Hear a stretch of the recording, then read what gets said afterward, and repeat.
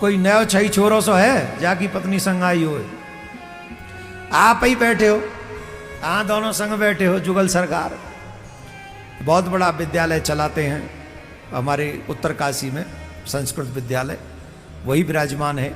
बहुत बहुत धन्यवाद महाराज। एक बात, एक कभी आपने अपनी पत्नी से पूछा है कि तुम हमसे प्रेम करती हो कि नहीं? पूछा है? आज पूछो। अच्छा पूछो सही, एक बार पूछो बस, ए जी तुम हमसे प्रेम करती हो कि नहीं? अब ये जवाब दीजिए, करते? हाँ देखो कितना अच्छा जवाब, ये तो देवभूमि के लोग हैं ना, इतना सरल सा जवाब दे दिया। हाँ करते करते, देवभूमि के लोग ऐसे ही होते हैं। हमारे मृत्यु लोक में चलो और वहां जब पति पूछता है पत्नी से तुम हमसे प्रेम करती हो, और पत्नी जवाब दे मैं तुमसे भी प्रेम करती हूं, अब बताओ पति पे क्या बीतेगी? जवाब दो। अच्छी बीतेगी कि बुरी बीतेगी? हैं?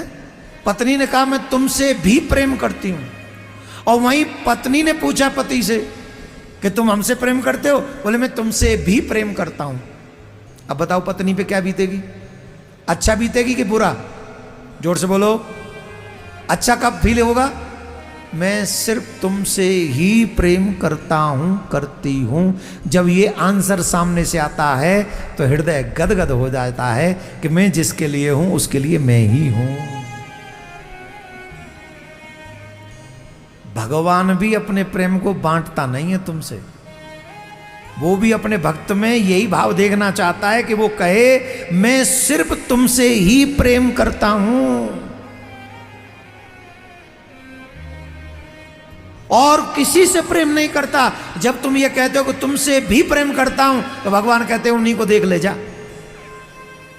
माम एकम शरणम का मतलब है सिर्फ मेरा हो जा, और जब तू मेरा हो जाएगा तो तेरी हर जिम्मेदारी को मैं पूरा कर दूंगा, तुझे कुछ भी करने की आवश्यकता नहीं, पाप पुण्य कुछ नहीं, कुछ मत सोच तू,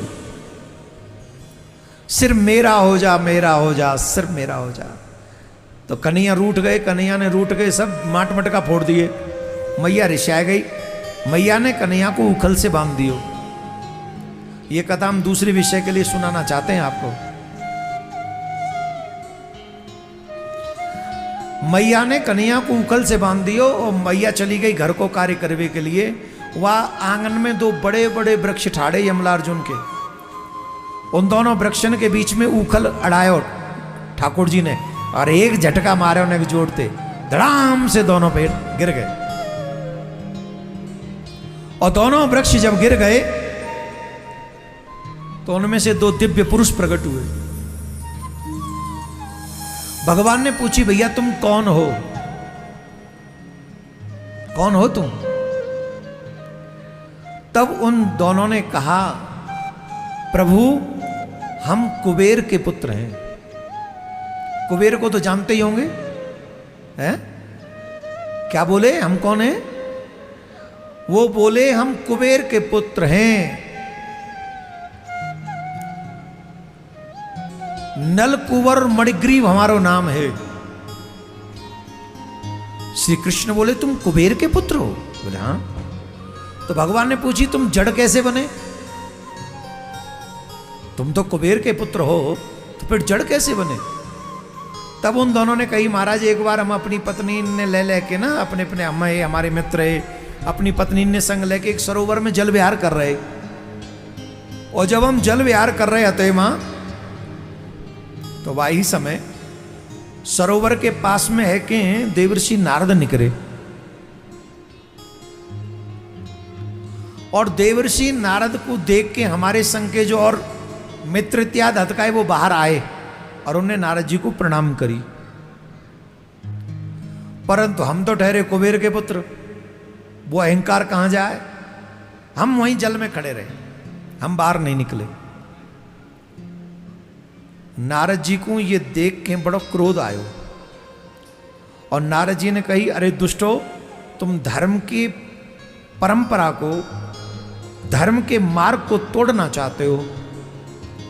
संत को देखकर भी तुम जल में जड़वत खड़े हुए हो, संत का आदर नहीं कर रहे हो। हम तुम्हें शाप देते हैं, जाओ तुम जड़ हो जाओ। तो महाराज नारद जी के श्राप के कारण हम जड़ हुए।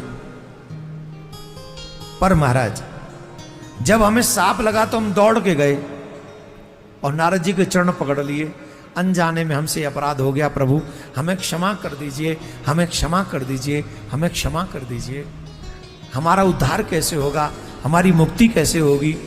तब नारद जी ने कहा, जब तुम जड़ बनकर पृथ्वी पर रहोगे, द्वापर युग के अंत में भगवान श्याम सुंदर का प्राकट्य होगा और तुम्हें उनका दर्शन होगा। जब वो तुम्हारा स्पर्श कर लेंगे तो तुम पुनः अपनी गति को प्राप्त कर लोगे। कुबेर के पुत्र देवर्षि नारद को बार बार प्रणाम करने लगे और फिर जड़ हो गए और भगवान श्याम सुंदर को प्रकट होकर बार बार प्रणाम कर रहे हैं और कह रहे हैं, महाराज आज हमारा परम सौभाग्य है जो आज हम आपका दर्शन कर पा रहे हैं।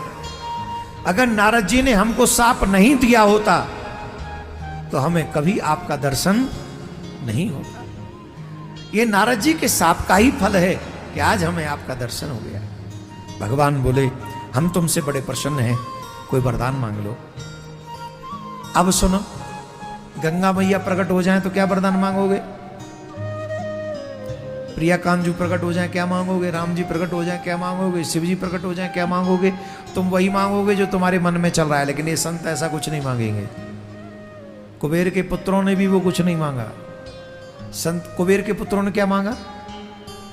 वाणी गुणान कथने श्रवणौ कथायां हस्तौ च कर्मौ मनस्त्वपादयोः। हे प्रभु, आप हमें वरदान देना चाहते हैं तो ये वरदान दीजिए कि हमारी वाणी आपके गीत गाए, हमारे श्रवण आपकी कथा सुने, हम अपने हाथों से आपकी और आपके जनों की सेवा करें। आप और आपके भक्त, संत महात्मा गुरुजन, हम उनकी सेवा करें। मन से, कर्म से, वचन से नित्य निरंतर आप ही के पाद, आप ही के चरण कमलों का चिंतन करते रहें। पैरों से तीर्थों में जाएं, सत्य का संभाषण करें और जब भी इन नेत्रों से दर्शन करना हो तो सिर्फ आपका दर्शन करें। हाथों से दान पुण्य करें, आपकी सेवा करें, चित्त में आपके सिवा किसी और को न बसने दें। यही वरदान हमको दे दीजिए और हमें कुछ नहीं।